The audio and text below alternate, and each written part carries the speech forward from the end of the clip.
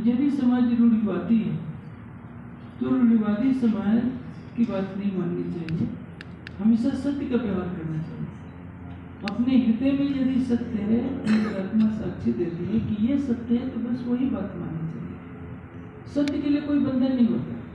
माता पिता आदरणीय है, गुरु आचार्य आदरणीय है, लेकिन ये भी सत्य की मर्यादा का उल्लंघन करें तो केवल सत्य का ही पालन करना चाहिए। किसी भी बंधन में रहकर असत्य या अधर्म के मार्ग पर नहीं चलना चाहिए।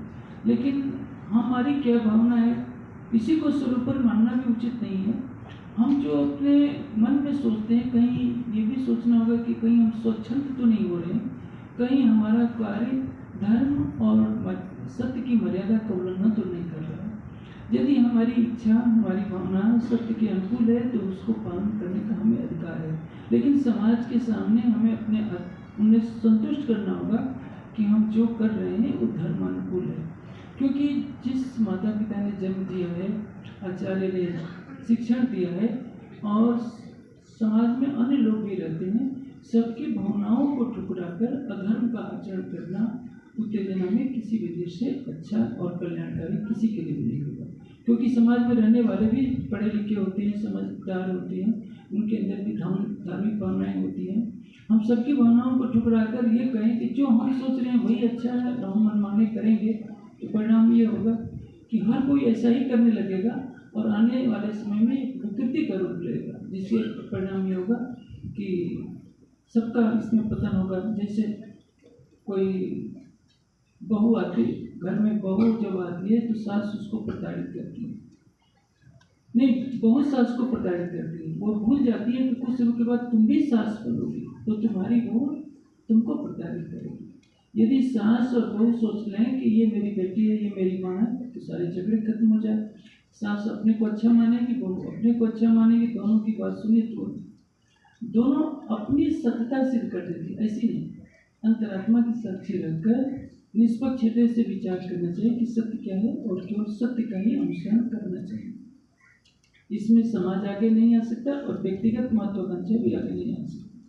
कोई भी सत्य से ऊपर नहीं है, चाहे व्यक्तिगत धारणा हो या समाज।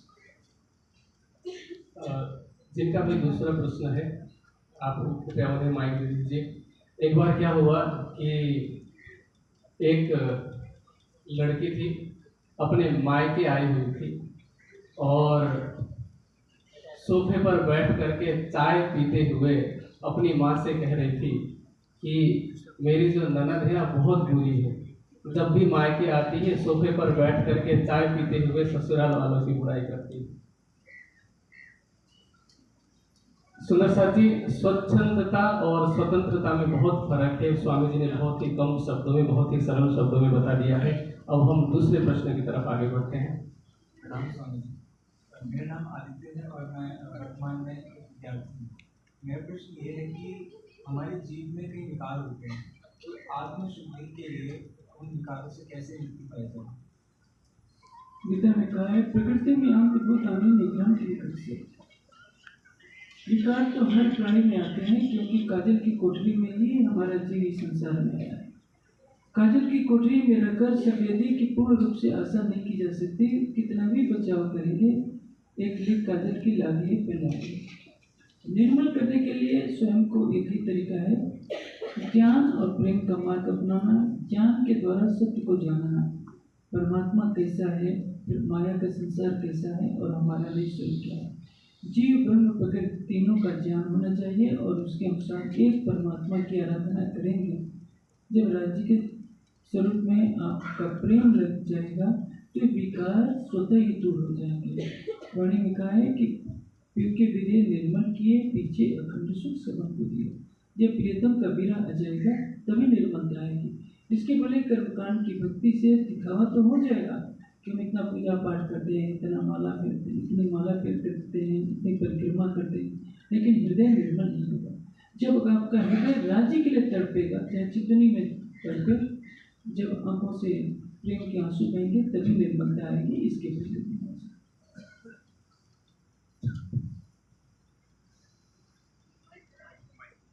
तीसरे प्रश्न की तरफ हम आगे बढ़ रहे हैं। साउंड थोड़ा सा बढ़ा दीजिए वायरलेस। पंजे स्वामी जी को कोट आन कोट प्रणाम। रुक जाइए, उन्होंने बोल दिया, अब चौथे नंबर पे बोलिए। माइक थोड़ा सा पास में रख लीजिए। क्या परमात्मा से प्रेम और समर्पण की इच्छा और संसारिक इच्छाएं, संसारिक संबंध को एक साथ कैसे संतुलित करें, क्योंकि दोनों अलग अलग ध्रुव हैं, और जहाँ अध्यात्म एकांत की ओर प्रेरित करता है वहीं संसारिक संबंध सामाजिकता की ओर, इसको कैसे संतुलित करें? एक बार और बोलिए। परमात्मा से प्रेम और समर्पण की इच्छा और संसारिक संबंध और सांसारिक इच्छाएं को कैसे संतुलित करें? अध्यात्म एकांत की ओर प्रेरित करता है और सांसारिक संबंध सामाजिकता की ओर। देखिए, जब ज्ञान की पूर्णता हो जाती है तो एकांत और समाज का कोई बंधन नहीं होता। बुद्ध को बुद्धत्व, सिद्धार्थ को बुद्धत्व प्राप्त होता है, समाज में रहते हैं। दयानंद जी 2.5 वर्ष हिमालय के बर्फ में नंगे रहकर, कमर में केवल लंगोट थी, कोई साल तो साला भी नहीं था, कंबल भी नहीं था। गंगोत्री की ठंडक में, गंगोत्री से 18 किलोमीटर की दूरी पर धनाली गांव पड़ता है, वहाँ उन्होंने साधना की। जहाँ सालों भर बर्फ जमी रहती है, उस बर्फ की चट्टान पर बैठकर साधना की। तो फिर जो कुछ अनुभव हुआ समाज के बीच में ही आया। एकांत का अर्थ क्या होता है? एकस्य अंतर, जहाँ एक का समापन हो जाए, जहाँ एक चैतन्य जी अपना निर्णय कर सके। कहावत कही जाती है, एक एकांत, 2 द्वंद्व, 3 ग्राम, 5 नरक। आप हिमालय की गुफा में भी चले जाइए, लेकिन एक गुफा में 5 आदमी रहते हो तो समझ लेना चाहिए कि हम शहर में रह रहे हैं। 3 के साथ रहना चाहिए तो समझ लेना चाहिए कि हम गाँव के बीच में रह रहे हैं। 2 रहते हैं तो द्वंद्व रहता है। अकेले रहने पर एकांत कहा जा सकता है, लेकिन वास्तविक एकांत कब होता है? जब हम ध्यान अवस्था में डूबते हैं तभी एकांत रहता है। अकेले रहें और दुनिया की बातें सोचते रहें। आप जंगल में भी चले जाएं, पहले क्या होता था, ध्यान कक्ष में कुछ लड़के आते थे, मोबाइल चलाते रहते, दरवाजा बंद कर लेते थे, तो वहीं बैठे थे ध्यान कक्ष में, लेकिन मोबाइल में तो सारी दुनिया आ रही है। हम जंगल में बैठ के कुटिया बनाकर कि हमें घोर जंगल में तप करना है और संसार के विषय में सोचते रहें, तो हमारे मन में तो संसार भटक रहा है। जो सामाजिक एकता की बात है, सामाजिक संबंध का निर्माण ज्ञान के द्वारा होना चाहिए। जैसे देखिए, जनक सिंहासन पर बैठे हैं, राजकाज भी चला रहे हैं और ब्रह्मज्ञानी भी बने हुए।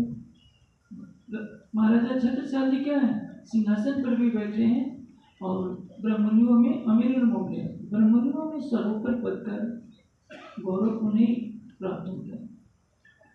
इसके विपरीत यदि मैंने देखा है, मैं सरकार से किताब होने के बाद ऋषिकेश और हरिद्वार के बीच में एक स्थान है गंगा के किनारे, मैं वहाँ 1.5 महीने के लगभग रहा। वो स्थान ऐसा था जहाँ रात्रि को निकलना वर्जित था, क्योंकि जंगली जानवर आ जाया करते थे। बाघ तो नहीं आते थे, हाथी वगैरह आ जाते थे। वहाँ पर कई किलोमीटर तक कुछ भी नमक भी खरीदने जाओ तो मिलेगा नहीं, क्योंकि चारों तरफ जंगल ही जंगल था। वहाँ कुछ महात्मा लोग रहते थे।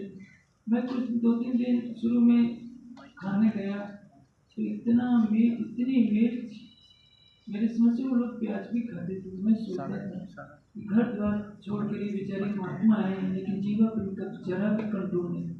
इतनी तीखी मिर्चें तो कोई गृहस्थी भी नहीं खाएगा, फिर इस ऐसी तरह की महात्मा बनने से क्या होगा? तो अध्यात्म का अर्थ क्या होता है? जिसमें आत्म तत्व की तरफ गमन होगा। हमारा शरीर क्या है? कीर्तन में कुछ प्रकरण है विरह से संबंधित, और उसमें बताया गया है कि हमारा शरीर क्या है? एक ब्रह्मांड का प्रतीक है। कई धार्मिक साहित्य में मिलता है। कमर से नीचे क्या है? ये हमारा जो कमर से नीचे का भाग है अधोलोक, पाताल लोक कहलाता है। पेट का भाग क्या है? पृथ्वी लोक। ये है अंतरिक्ष, यहाँ से लेकर यहाँ तक अंतरिक्ष, यहाँ से लेकर यहाँ तक अंतरिक्ष कहलाता है। ये दुर्लोक कहलाता है। समस्त सृष्टि शरीर में आ जाती है। सृष्टि में जो कुछ है उसका सूक्ष्मतम अंश हमारे शरीर में है। तो यदि संसार तो मन में है, यदि हम मन से परे हैं, मन को जीत चुके हैं, तो संसार में रहते हुए भी हम संसार से परे कहे जाएंगे और अध्यात्म के मार्ग के सच्चे अनुगामी कहेंगे। लेकिन यदि मन पर हमारा नियंत्रण नहीं है, वास्तविक ज्ञान का प्रकाश नहीं है, हमारे हृदय में धनी की शोभा नहीं बसी है, तो हम भयानक गुफा में रहकर भी कहीं न कहीं मन के बंधन में रहेंगे और संसार किसी न किसी रूप में हमारा पीछा करता रहेगा। एक बार आनंद स्वामी कुछ सेठों के साथ गंगोत्री गए थे। बम्बई के सेठ थे, कुछ बम्बई के, दिल्ली के बड़े बड़े उनके परिचित सेठ थे। वहाँ एक मौनी बाबा रहते थे। उस युग में 100 रुपया बहुत अधिक माना जाता था। उस सेठ ने सबको 100 रुपये दिए। मौनी बाबा को जब 100 रुपये दिया गया तो नाराज हो गए कि मैं इतने दिनों से एकांत में रहकर के तपस्या कर रहा हूँ, मुझको भी दूसरे महात्माओं के बराबर 100 रुपया क्यों मिला, मुझे ज्यादा मिलना चाहिए। आप बताइए, यदि यही सब करना था, हिसाब किताब करना था, तो भाई घर छोड़ने की क्या जरूरत थी, गंगोत्री में रहने की क्या जरूरत थी। कहलाने के तो वो मौनी बाबा है, तपस्वी कहलाते हैं, तो वे अध्यात्म के मार्ग के राही नहीं है। गंगोत्री में जहाँ जून के महीने में भी बर्फ पड़ा करती है, मैं जून के महीने में गया था एक बार प्रभाकर को खोजने, तो वहाँ 2-2 रजाइयाँ होने पर भी कभी छूटी नहीं। तो आप सोचिए जाड़े में वहाँ कितनी ठंड पड़ती होगी। -20 का टेम्परेचर जहाँ रहता है, उसमें रहने वाला महात्मा 100 रुपये के लिए झगड़ा कर रहा है कि दूसरों को 100 रुपये मिला है तो मुझे 200 रुपये मिलना चाहिए। तो केवल समाज से अलग होने से अध्यात्म का राही नहीं बना जा सकता। मन में संसार है, मन को पवित्र करना चाहिए और कोई भी गुरु प्राय समाज में मिलता है। समाज ही ऋषि मुनियों को पैदा करता है। समाज का ज्ञानवान होना आवश्यक है। केवल एकांत में चले जाने से ही अध्यात्म का मार्ग पूरा नहीं होता। हाँ, यदि आप कठोर साधना में हैं, आप यदि 10 घंटे से अधिक का ध्यान करते हैं, 8 घंटे से अधिक का ध्यान करते हैं, तो आपको अध्यात्म के लक्ष्य को पाने के लिए एकांत की आवश्यकता होती है। क्योंकि समाज के बीच में रहने पर लोग तरह तरह की बातें करते हैं, उनसे बातें करने में समाधि को बहुत क्षति पहुँचती है।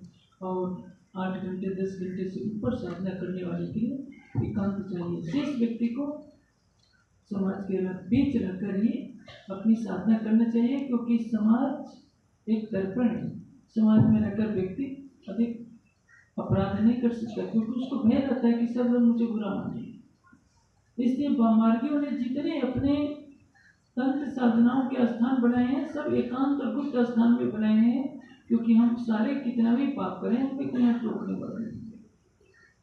इसलिए एकांत में पाप भी आदमी अधिक कर सकता है और समाधि भी लगा सकता है। योगी भी एकांत में रहना चाहता है, भोगी भी एकांत में रहना चाहता है, क्योंकि दोनों को अकेलापन चाहिए। इसलिए मन में योग होना चाहिए हो तो वो कहीं भी हो, समाज में रहकर भी अकेला रह सकता है। मन पर विजय नहीं है तो एकांत में रहकर भी वो गलत मार्ग की तरफ प्रवृत्त हो सकते हैं। अब हम अगले प्रश्न की तरफ आगे बढ़ रहे हैं। हाँ, जो आपने कौन कर इधर खड़े हुए थे।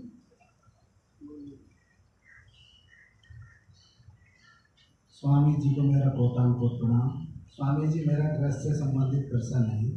हम वाणी मंथन भी करते हैं, चिंतन भी करते हैं, और जहाँ कहीं भी अन्य पुरुष मिलते हैं प्राणनाथ जी का प्रचार भी करते हैं। फिर भी बच्चों के जो बच्चे हैं हमारे गलत दिशा में चले जाते हैं, वो कलेश करते हैं, तो उससे बचने के लिए हमें क्या उपाय करना चाहिए? देखिए, किसी भी बच्चे के ऊपर 3 संस्कारों का प्रभाव पड़ता है।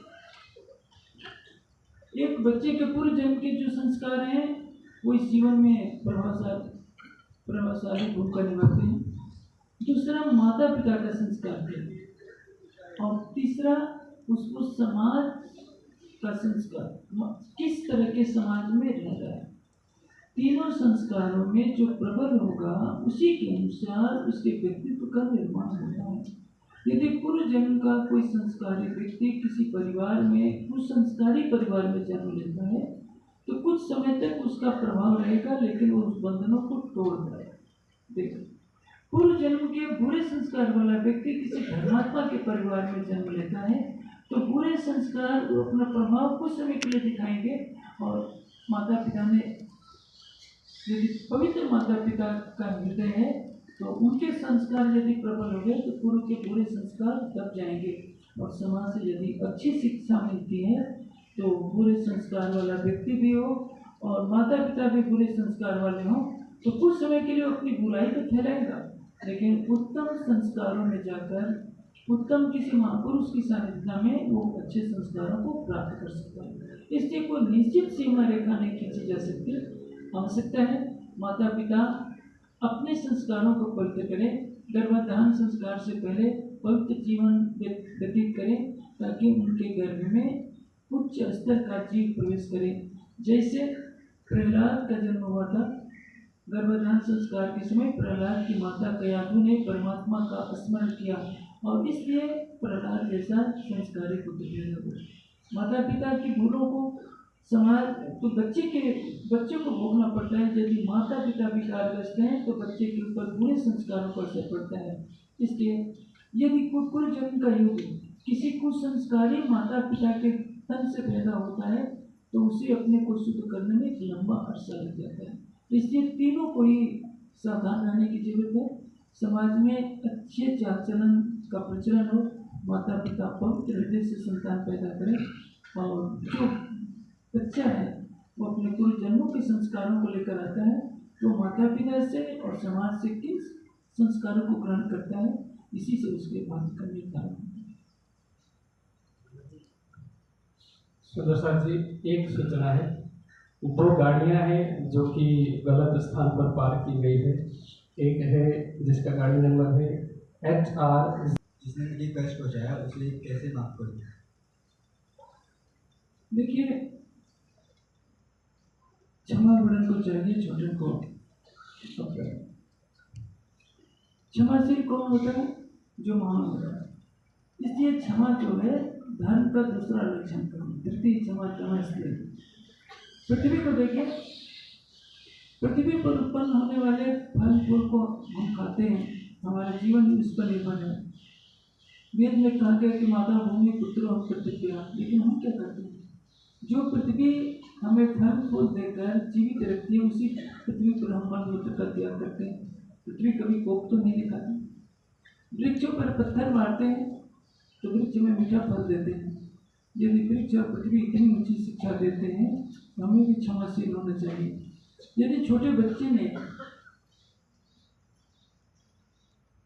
कोई अपराध किया है तो 12 साल से कम बच्चे को, पागल को क्षमादान किया जाता है। हाँ, शत्रु यदि मानवता का विनाशक है, वो राष्ट्र के लिए घातक है, तो ऐसे व्यक्ति के लिए क्षमा न करने का विधान है। जैसे पृथ्वीराज को चाहिए था कि मोहम्मद गौरी को क्षमा नहीं करते। यहाँ क्या होता है, व्यक्तिगत धर्म को राष्ट्र धर्म से जोड़ दिया जाता है। व्यक्तिगत धर्म क्या कहलाता है कि क्षमा कर देना चाहिए, ये मानता है पृथ्वीराज को। लेकिन पृथ्वीराज को सोचना चाहिए था ये मैंने इसको क्षमा किया तो पूरे मेरे भारत राष्ट्र के लिए घातक होगा। अपनी प्रतिष्ठा में अपनी महानता दर्शाने के लिए पृथ्वीराज ने क्षमा कर दिया, लेकिन उस मोहम्मद गौरी ने तुर्क साम्राज्य की स्थापना की, जिसके कारण भारतवर्ष सदियों तक गुलाम रहा। और पृथ्वीराज के हारने के पश्चात लाखों हिंदुओं को मौत के घाट उतारा दिया। इसलिए एक अपराधी प्रवृत्ति के व्यक्ति को क्षमा नहीं करना चाहिए था, यही धर्म था। इसी तरह से कई इतिहास में घटनाएं चलती हैं। राणा प्रताप ने भी एक बार सोचा कि हमें अकबर को नहीं मारना चाहिए था। उस समय अकबर नमाज पढ़ रहा था। ये सच है, हमारी संस्कृति में कभी नहीं सिखाया गया कि कोई व्यक्ति प्रार्थना कर रहा हो उसमें किसी को मार दे। हिंदू राजा जब हारते थे तो घर सहित उनका विनाश कर दिया गया, किसी को नहीं छोड़ा। ये बहमनी साम्राज्य ने जब विजयनगर राज्य को जीता, हर घर में आग लगा दी गई, बच्चों को किसी को जीवित नहीं छोड़ा। मुसलमान जब हारते थे तो क्षमा मांगने लगते थे और हिंदू राजा उन्हें छोड़ देते थे। परिणाम यही होता है। तो ये अलग अलग प्रसंगों में अलग अलग नियम लागू होते हैं, एक ही नियम सब जगह लागू नहीं होगा। जैसे कोई बच्चा घर में गलती करता है, स्वाभाविक है कि वो गलती करेगा, तो उसको प्राणदंड तो नहीं दिया जा सकता। चोरी किया तो इसका अर्थ नहीं कि चोरी की सजा जैसा अपराध है उसके अनुसार दंड दिया जाता है। अपराधी की पात्रता कितनी है, अपराधी का अपराध कितना है, देश का परिस्थिति के अनुसार निर्णय किया जाना चाहिए कि इसको क्षमा किया जाए या नहीं किया जाए। किसी अवस्था में क्षमा करना ही धर्म होगा और किसी अवस्था में क्षमा न करना ही धर्म होगा। जैसे मोहम्मद गौरी के द्वारा यदि पृथ्वीराज का गुरु चाणक्य होता तो क्षमा नहीं करने देता, चाणक्य का आदेश होता है कि मोहम्मद गौरी को समाप्त कर दो, लेकिन मोहम्मद गौरी को 16 बार छोड़ने का निर्णय पृथ्वीराज का था। पृथ्वीराज नित्य तत्व के ज्ञाता नहीं थे, इसलिए उनके द्वारा की गई क्षमा उनके ऊपर भारी पड़ी कि मोहम्मद गौरी ने उनकी दोनों आंखें निकल गई।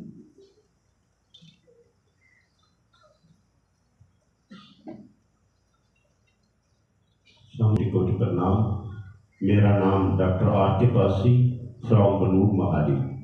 मेरा वाणी से संबंधित क्वेश्चन है कि वाणी में कहा गया है कि बेशुमार ले शुमार में, तो जब हम ब्रिज में उतरे पहली दफ़ा तो उस पार ब्रह्म श्री राज जी ने सभी आत्माओं को इस दुख के खेल का अनुभव कराना है, तो उन्होंने धरती चुनी गोकुल। तो इतनी अनंत आत्माएं एक छोटे से गामड़े में कैसे आ सकती हैं, ये एक्सप्लेन करके बताइए प्लीज। जब आप चावल 10 किलो का चावल एक बटुलाई में पकाते हैं तो सारे चावलों को दबाकर देखते हैं कि एक चावल के दानों को दबाकर देखते हैं। उसी तरह से अक्षरातीत की लीला ऐसी है, अनंत को सुई की नोक के बराबर भी ला सकते हैं और सुई की नोक जैसी छोटी वस्तु को भी अनंत में फैला सकते हैं। जिसने विज्ञान का सिद्धांत पढ़ा है, बिग बैंग थ्योरी को, आप जानते हैं सुई की नोक के -10 भाग से -20 से भी सूक्ष्म भाग से विस्फोट होता है और बढ़ते बढ़ते इतनी आकाश गंगाएं, इतने लोकांतर दिख रहे हैं। ब्रह्मांड तो आज भी फैल रहा है। इसलिए जब नारायण की सृष्टि में इतनी विचित्रता है कि ये सारी सृष्टि जब प्रलय होगी तो जानते हैं अस्तित्व विहीन जैसी हो जाएगी, कारण प्रकृति में लीन होगी। तो कारण प्रकृति का स्वरूप इतना सूक्ष्म है कि संसार में कोई भी नहीं बता सकता कि प्रकृति कितनी सूक्ष्म है। और जब इसका स्थूल रूप में विकास देखते हैं तो लगता है कितना, तो परम धाम अनंत है, जितनी अनंत की कल्पना कर सकते हैं परम धाम उतना भी अनंत है, उससे भी अधिक अनंत है। लेकिन अनंत आत्माओं की दृष्टि को परम ब्रज में 12,000 सखियों के रूप में दर्शा देना राज्य के लिए चुटकी बजाने जैसा सरल कर रही, हमारे लिए कठिन है, राज्य के लिए बहुत सरल चीज है।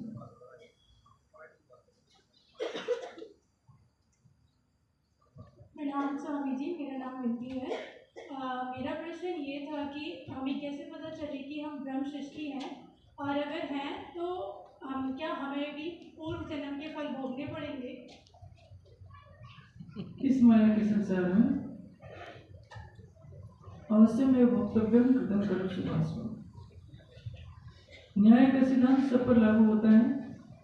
हमारा ब्रह्म सृष्टि का तन हो, हम मात्रा से अधिक चीनी खाएं तो डायबिटीज तो होगी, हम कुछ परहेज न करें, प्रकृति के नियमों का उल्लंघन करें तो हमारे शरीर को तो रोग होगा।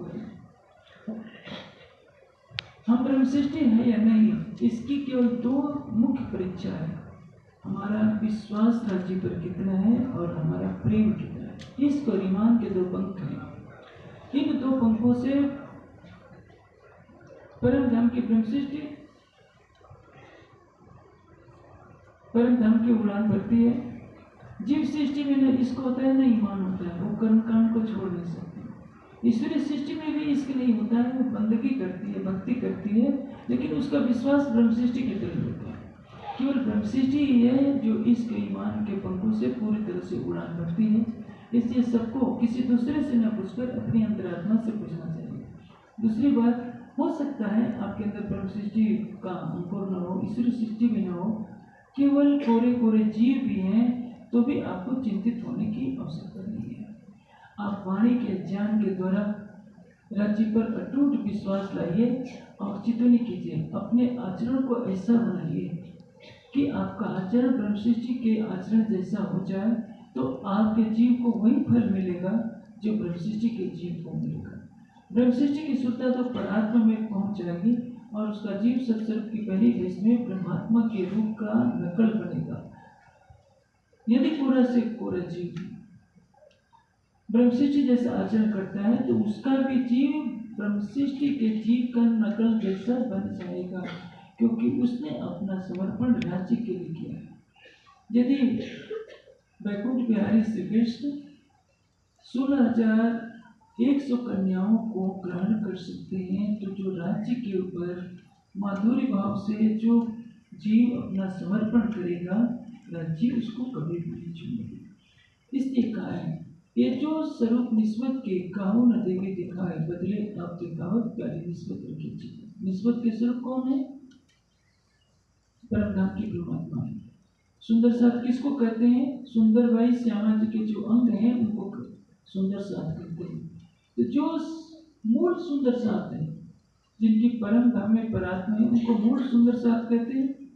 और जिन्होंने सुंदर भाई श्यामा जी के दिए गए ताकन ज्ञान के अनुसार अक्षर अक्षरातीत के सिद्धांत को ग्रहण किया है, अक्षरातीत के प्रति अनंत निष्ठा भाव से अनंत पराप्रेम लक्षणा भक्ति से प्रेम किया है, उनको भी सुंदर साथ कहलाने का अधिकार मिलता है।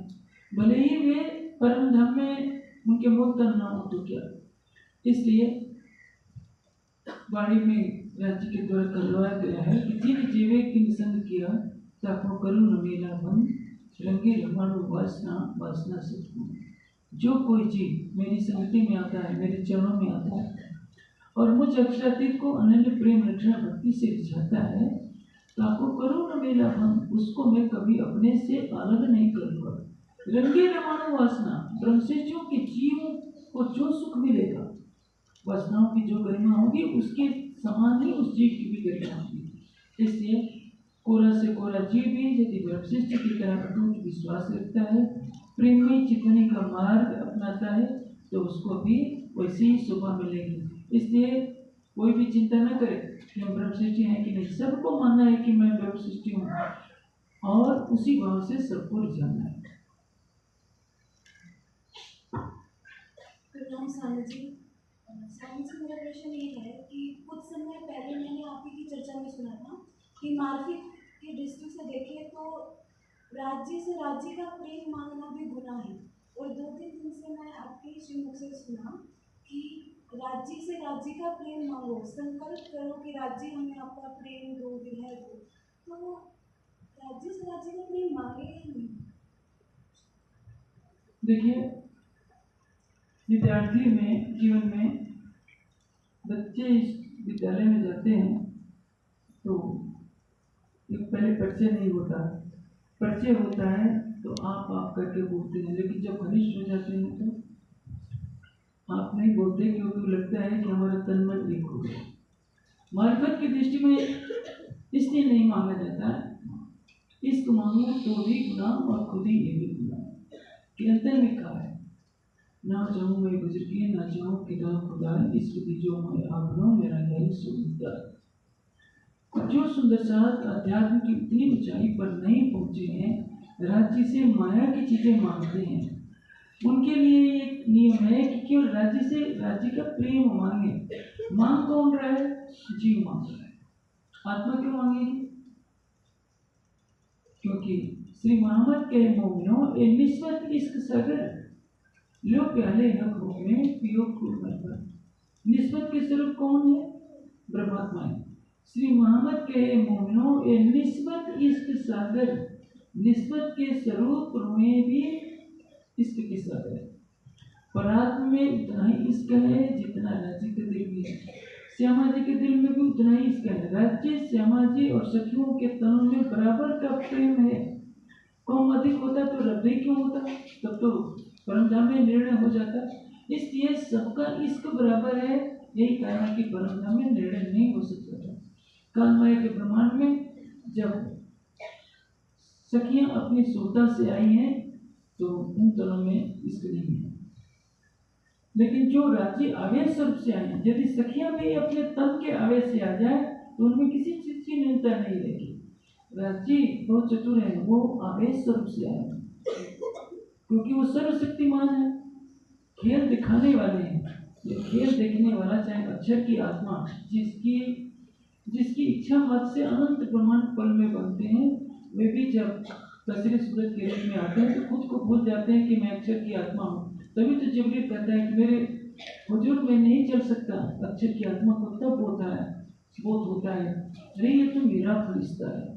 तब कहते हैं कि मेरे हुक्म से चल। और जब अरब की धरती पर वही फरिश्ता प्रकट होता है तो अक्षर की आत्मा को कुछ पता नहीं। जिब्रील कहता है कि पढ़ खुदा का नाम जिसने कायनात को पैदा किया है। मोहम्मद कहते हैं कि मैं तो अनपढ़ हूँ। तब वो कहता है कि पढ़ खुदा का नाम। अब बताइए, अक्षर की आत्मा जीव पर बैठी है, जीव का जो स्वभाव होगा वही तो प्रकट होगा। उस तन से कुछ गलत भी होता है तो अक्षर ब्रह्म थोड़े गलत कर रहे हैं, अक्षर ब्रह्म तो दृष्टा है। इसलिए जो आपने प्रश्न क्या था अभी? हाँ समझ गया, याद आ गया। मारिफत की दृष्टि से हम राज्य से प्रेम नहीं मांग सकते क्योंकि मारिफत में सखियों का, राज्य का और श्यामा जी का बराबर का प्रेम। लेकिन जब सामान्य धरातल पर जब हम सामान्य एक सुंदर साथ हैं, अभी अध्यात्म के पथ पर हमने कदम रखना सीखा है, अभी चितवनी हमने प्रारंभ की है, वाणी चिंतन में अभी डूबे हैं, तो कोई भटक न जाए माया की चीजें मांगते मांगते। क्योंकि राज्य से आपने मांगा कि राज्य करोड़पति बना दीजिए, राज्य तो बना देंगे, फिर आपकी चितवनी भी छूट जाएगी, पूछा जाएगा क्यों नहीं कर रहे हो, तो आप कहेंगे कि बहुत जिम्मेदारी आ रही है, बाद में कर लेंगे। इसलिए सावचेत किया राज्य ने कि राज्य से केवल राज्य को मांगिए, प्रेम मांगिए। प्रेम आएगा, जब आया प्रेम सुहागी तो मुझे लहरा पड़ी। मासूक हंसकर तब मिले जब हके इस राज्य से मिलन तब होगा, दीदार तब होगा जब राज्य का इश्क मिलेगा। इसलिए इश्क मांगना जरूरी है। एक ही नियम सब पर लागू नहीं हो सकता। जिनका आध्यात्मिक स्तर बहुत ऊंचा है वे यदि मांग करते हैं तो क्या होगा कि उनके ऊपर दोष लग जाएगा। इसलिए सिंधी में कहा है, इश्क मांगो तो भी गुनाह और खुद ही ये भी गुनाह। जिसको वहदत की मार्फत क्या है? एक ही राज्य सभी रूपों में। तो जब आप राज्य के स्वरूप हो तो किससे इश्क मांग रहे हैं? इस राज्य से राज्य मांग रहे हो। हक को हक देकर तो हुई फरामोशी रंजक। सखियां भी आते हैं, राज्य भी आते हैं, श्यामा जी भी आते हैं। हक से मांग रहा है कि मुझे इश्क दो, तो अपमान कर रहे हैं। जैसे बाहर के सुंदर साथ आए हैं तो मेरे से प्रणाम करने के लिए आते हैं।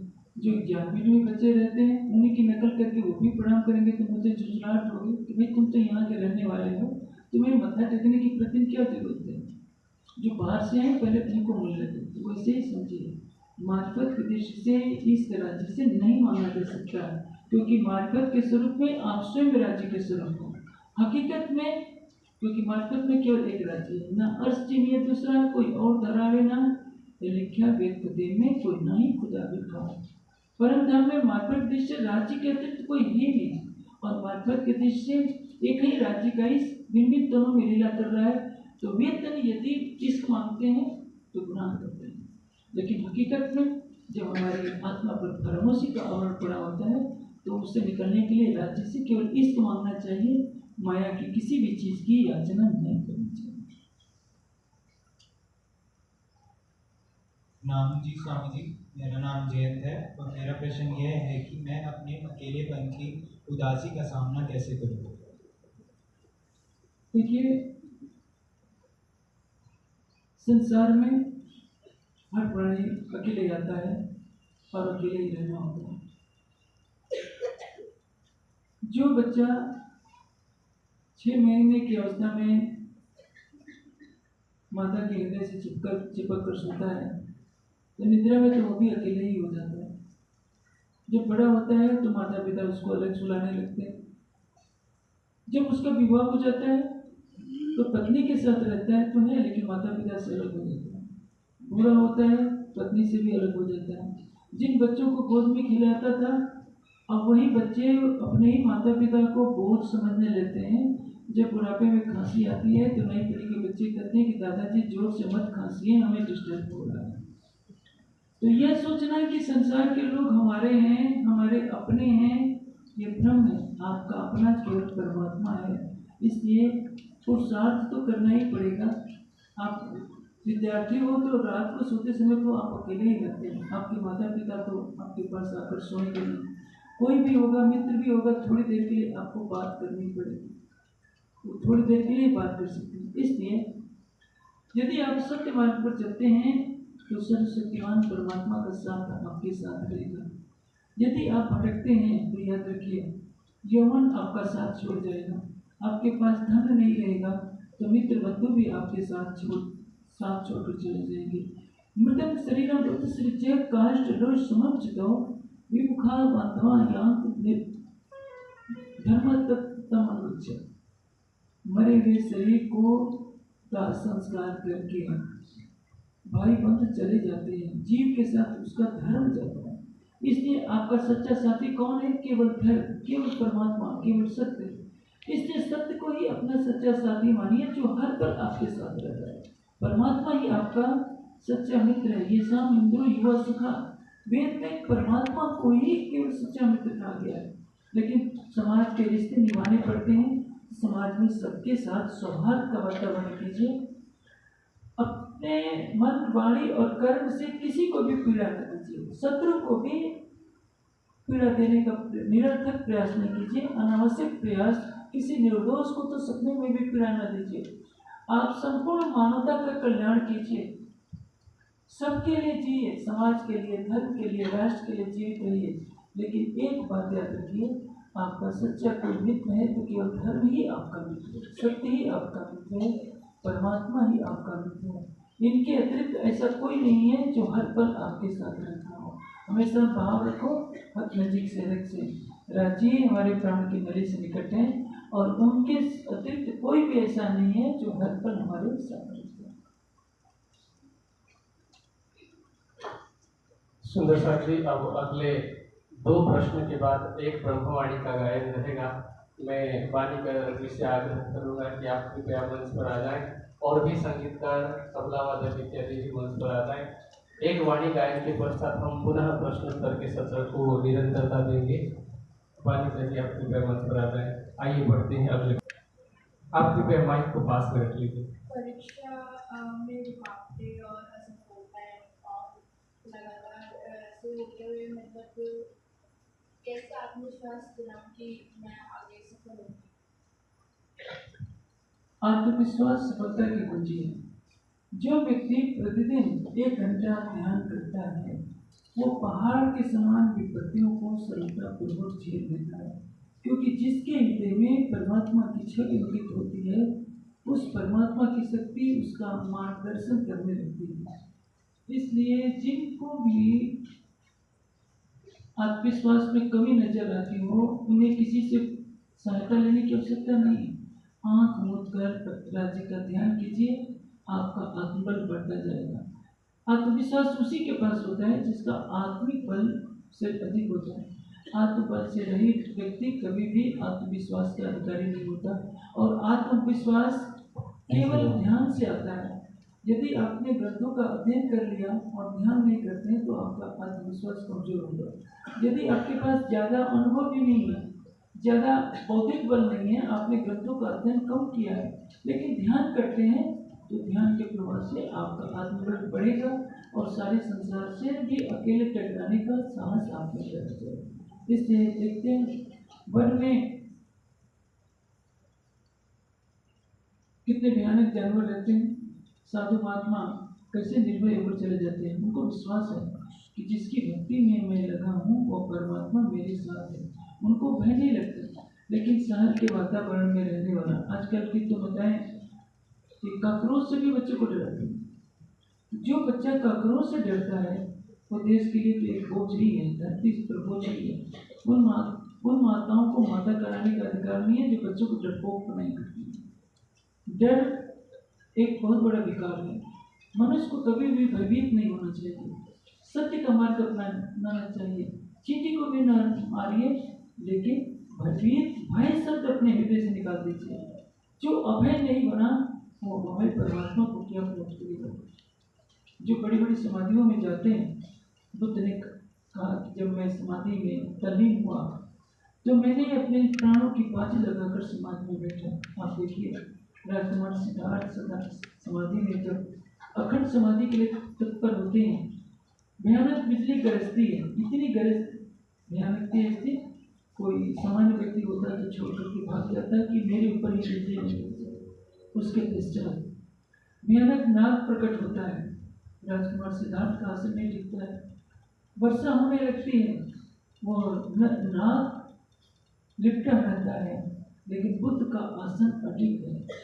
इतने साहस वाला व्यक्ति ही तो निर्मित समाधि को प्राप्त करेगा और वही बुद्धत्व को प्राप्त करेगा। इसलिए आत्मबल के बिना न कोई वीर बन सकता है, न कोई योगी बन सकता है, न कोई विद्वान बन सकता है, न कोई समाज का सुधार कर सकता है। और ये आत्मबल प्राप्त होता है केवल ध्यान के द्वारा।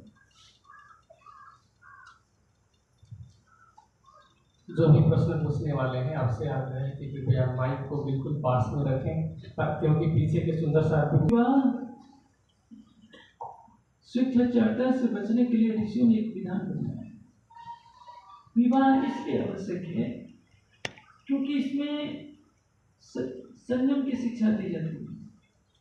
पशु पक्षियों का विवाह नहीं हुआ करता। हाँ, मनुष्य अपने जोड़े के साथ रहता है। शेर के साथ शेरनी हमेशा रहती है। शेर सहन नहीं कर सकता कि मेरी शेरनी किसी और के पास है, या तो वो मार देगा या अपने प्राण गंवा देगा। कहने का से क्या है, यदि समाज से विवाह की परंपरा समाप्त हो जाए तो मानव जीवन पशु के समान बन जाएगा। हाँ, हमारी संस्कृति में ये आदर्श है कि पराई स्त्री को माता के समान देखना और पराये पुरुष को भाई या पुत्र के रूप में, पिता के रूप में देखना। ये पतिव्रता धर्म है। जैसे सीता ने पतिव्रता धर्म निभाया तो राम ने पत्नी व्रती धर्म निभाया। रघुकुल की मर्यादा रही है कि रघुवंशी ने कभी पराई स्त्री की तरफ आंख नहीं उठाई। इसलिए जनकपुर में जब राम लक्ष्मण वन में घूम रहे थे, सामने सीता जी टकरा गई। राम की दृष्टि ऊपर उठ गई तो छोटे भाई भरत जो राम के सेवक थे, उन्होंने अपने भाई को डांट दिया कि भ्राताश्री, आप अपने वंश की मर्यादा का उल्लंघन कर रहे हैं। किसी रघुवंशी ने किसी पराई अपरिचित स्त्री की तरफ आंख नहीं उठाई, आपने देखा क्यों? राम ने कहा कि देखो लक्ष्मण, मेरी आंखें अनायास ही नहीं उठ सकती। इस सीता से मेरा कोई संबंध होने वाला है तभी मेरी आंख उठी, नहीं तो किसी भी स्थिति में, स्वप्न में भी मैं पराई स्त्री की तरफ आंख नहीं उठा सकता। इसलिए शिव और पार्वती भी देखिए, उनका जोड़ा है, लेकिन शिव सृष्टि के सबसे बड़े योगी। श्री कृष्ण भी योगेश्वर है, वो भी गृहस्थ जीवन के बंधन में। सीता और राम भी देखिए संसार में सबसे बड़ा धर्म को मर्यादा के साथ जोड़कर धर्म की मर्यादा को निभाने वाला कोई पुरुषोत्तम हुआ है केवल भगवान राम। ये भी गृहस्थ है। हाँ, ब्रह्मचर्य का जीवन सर्वोपरि होता है, लेकिन ये बहुत कठिन बात है। हर युवा के लिए, युवती के लिए संभव नहीं है कि ब्रह्मचर्य के कांटेदार मार्ग पर चल सके। मनुष्य की इंद्रियां बहुत ही प्रबल होती है। यदि ज्ञान और वैराग्य का अभाव हो तो फिसलने का डर रहता है।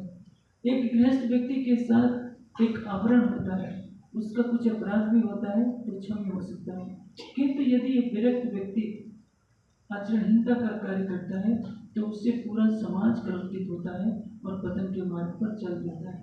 इसलिए ब्रह्मचर्य पालन का व्रत उन्हीं को लेना चाहिए जो प्रतिदिन कई घंटे ध्यान करते हों, स्वाध्याय करते हों, जिनमें विषय की प्रवृत्ति न हो। सामाजिक जीवन में रहते हुए हम किसी नगर में रहते हैं, धन कमाते हैं, अच्छे अच्छे भोजन पदार्थ खाते हैं और हम विवाह न करें तो हो सकता है, क्योंकि मनुष्य की इंद्रियां प्रबल होती हैं, उससे थोड़ी सी भी भूल होगी तो धर्म का मार्ग कलंकित हो जाएगा। इसलिए ऋषियों ने विधान बनाया है कि 25 वर्ष तक कठोर ब्रह्मचर्य का पालन करके विद्या ग्रहण किया जाए। 25 वर्ष में गृहस्थ जीवन में प्रवेश करके 50 वर्ष तक गृहस्थ जीवन का निर्वाह किया जाए। केवल ऋतुकालगामी हो, पराई स्त्री को माता के समान संचय और ऋतुकालगामी होकर केवल वंश वृद्धि के लिए ही अपने ब्रह्मचर्य को खंडित करें। 50 वर्ष के पश्चात वानप्रस्थी बन जाए, 75 वर्ष की अवस्था तक तपोमय जीवन व्यतीत करें और उसके पश्चात संन्यास करें। इस मर्यादा जनित मार्ग का पालन करें तो सृष्टि में संतुलन बना रहेगा। नहीं तो देखते हैं इस मर्यादा का पालन न करने से कोई ब्राह्मण बन जाता है, कोई आश्रम बन जाता है, कोई केशवानंद बन जाता है और संन्यास का सिर झुक जाता है। इसलिए संन्यास के पवित्र चादर को दाग नहीं लगने पाए विवाह का होना बहुत जरूरी है।